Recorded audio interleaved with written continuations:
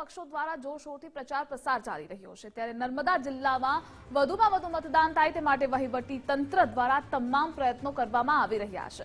નર્મદા જિલ્લામાં મતદાન જાગૃતિ માટે શેરી નાટક કરવામાં આવી રહ્યા છે, જેમાં વધુમાં વધુ મતદાન કરો, મતદાનના દિવસે ફરવા ન જાઓ ના સૂત્રો સાથે રાજપીપળાના વિજય ચોક ખાતે નાટક યોજવામાં આવ્યું, જ્યારે મતદાન જાગૃતિનું નાટક જોવા માટે લોકોના ટોળા પણ ઉમટ્યા હતા।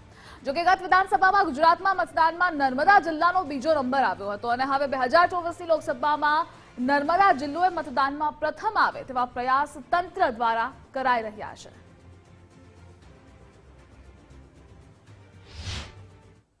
હાલમાં મતદાન જાગૃતિ અન્વયે ખૂબ જ ઇન્ટેન્સિવ કાર્યક્રમો સમગ્ર નર્મદા જિલ્લામાં ચાલી રહ્યા છે।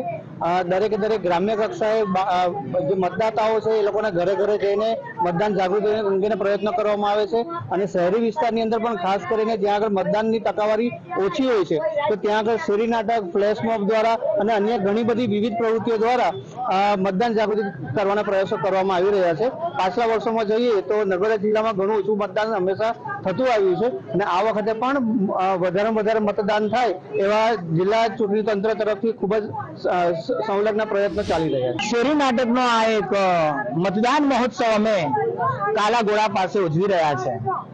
લોકો મતદાન કરે, પોતાની પવિત્ર ફરજ સમજે અને પોતાના મતની કિંમત સમજે અને એટલા માટે અમે આ શેરી નાટક દ્વારા લોકોની અંદર એક જાગૃતિ લાવવાનો પ્રયાસ કરી રહ્યા છે।